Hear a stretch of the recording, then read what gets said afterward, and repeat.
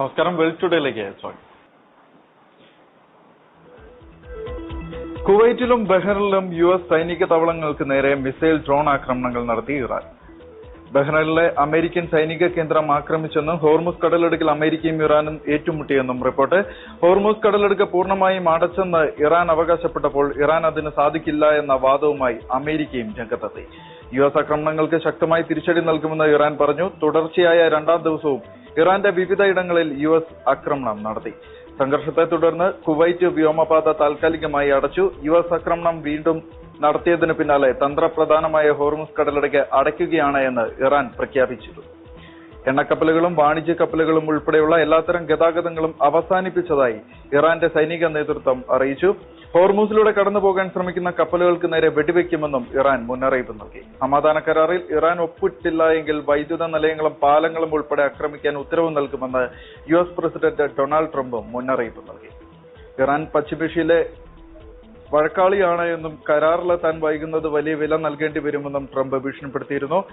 ഇറാന്റെ സൈന്യം താറുമാറായെന്നും അവരെ പൂർണ്ണമായും പരാജയപ്പെടുത്തിയെന്നും ട്രംപ് അവകാശപ്പെട്ടു. USന്റെ ഭീഷണിക്ക് വഴങ്ങി പിന്നോട്ട് പോകില്ല എന്നും ശക്തമായി തിരിച്ചടി നൽകുമെന്നും ഇറാനും പ്രതികരിച്ചു.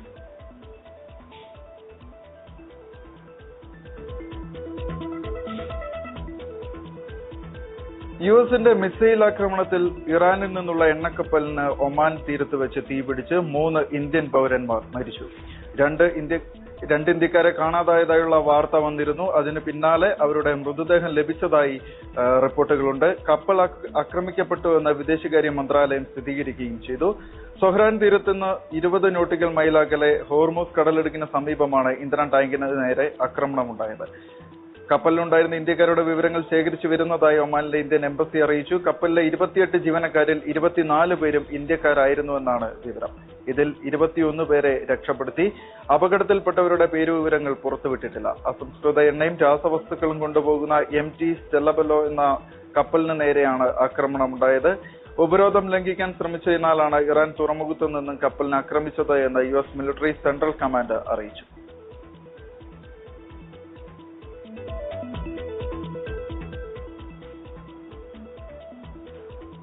ഹോർമുസ് കടലിടുക്കിലൂടെ അമേരിക്കയുടെ രഹസ്യ എണ്ണ നീക്കം വെളിപ്പെടുത്തി American president Donald Trump.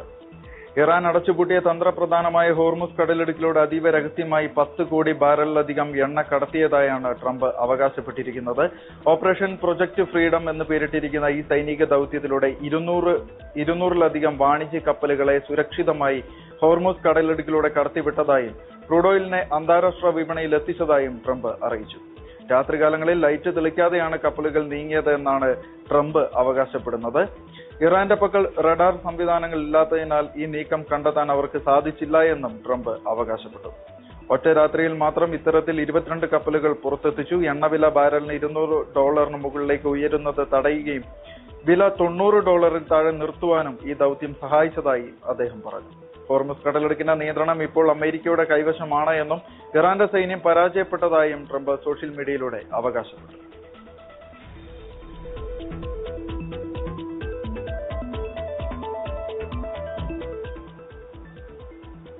Pak അധീന കാശ്മീരിൽ പാകിസ്ഥാൻ ഭരണകൂടത്തിനും സൈന്യത്തിനുമെതിരെ ജനരോഷം വിരമ്പുന്നു. കഴിഞ്ഞ ദിവസം പാക് സൈന്യം നടത്തിയ വെടിവെപ്പിൽ 11 സാധാരണക്കാർ കൊല്ലപ്പെട്ടതിൽ പ്രതിഷേധിച്ച് 1.5 ലക്ഷത്തിലധികം ആളുകൾ മുസഫറാബാദിലേക്ക് മാർച്ച് നടത്തുകയാണ്. ഇതോടെ മേഖലയിൽ സംഘർഷാവസ്ഥ അതിരൂക്ഷമായി തുടരുന്നു. പാകിസ്ഥാൻ നിരോധിച്ച ജോയിന്റ് അവാമി ആക്ഷൻ കമ്മിറ്റിയുടെ നേതൃത്വത്തിലാണ് പ്രക്ഷോഭം നടക്കുന്നത്.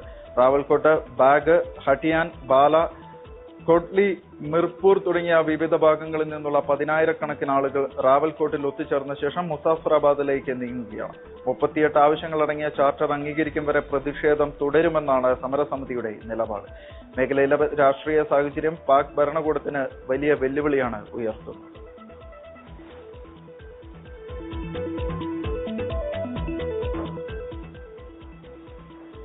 ശ്രീലങ്കയിലെ ഈസ്റ്റർ ദിന ഭീകരാക്രമണ പരമ്പരയ്ക്ക് നേതൃത്വം നൽകിയത് രാജ്യത്തിന്റെ മുൻ ഇന്റലിജൻസ് തലവനാണ് എന്ന് വെളിപ്പെടുത്തൽ. മുൻ ഇന്റലിജൻസ് മേധാവിയായ മേജർ ജനറൽ സുരേഷ് സാലയാണ് ഭീകരാക്രമണത്തിന് പിന്നിൽ പ്രവർത്തിച്ചതെന്നാണ് ശ്രീലങ്കൻ പൊതുസുരക്ഷാ മന്ത്രിയായ ആനന്ദ വിജയബാല പാർലമെന്റിൽ വെളിപ്പെടുത്തിയത്. ഈസ്റ്റർ ദിന ഭീകരാക്രമണത്തിൽ സുരേഷ് സാലയുടെ പങ്ക് വെളിപ്പെടുത്തുന്ന ആദ്യത്തെ ഔദ്യോഗിക പ്രസ്താവനയാണിത്. തീവ്രവാദികളുമായി മുൻ ഇന്റലിജൻസ് മേധാവി ഗൂഢാലോചന നടത്തിയെന്നും ഇവരെ ആക്രമണത്തിലേക്ക് നയിച്ചുവെന്നും അന്വേഷണത്തിൽ കണ്ടെത്തിയെന്നാണ് മന്ത്രിയുടെ വെളിപ്പെടുത്തൽ. ആക്രമണം നടത്താൻ ഉദ്ദേശിക്കുന്ന സ്ഥലങ്ങളുടെ വിശദാംശങ്ങൾ അറിയാനായി ആക്രമണത്തിന് 3 ആഴ്ച മുൻപ് സുരേഷ് സാലെ ഇസ്ലാമിക തീവ്രവാദികളുമായി കൂടിക്കാഴ്ച നടത്തിയെന്നും മന്ത്രി പറഞ്ഞു. ഭീകരാക്രമണത്തിന് സഹായം നൽകുകയും പ്രേരിപ്പിക്കുകയും ചെയ്തെന്ന കുറ്റം ചുമത്തി കഴിഞ്ഞ ഫെബ്രുവരിയിൽ സുരേഷ് സാലയെ അറസ്റ്റ് ചെയ്തിരുന്നു. അതേസമയം ജയിലിൽ കഴിയുന്ന സുരേഷ് സാലെ നിരാഹാര സമരം ആരംഭിച്ചതായും ഇതേ തുടർന്ന് ഇയാളെ ആശുപത്രിയിൽ പ്രവേശിപ്പിച്ചതായും മന്ത്രി അറിയിച്ചു.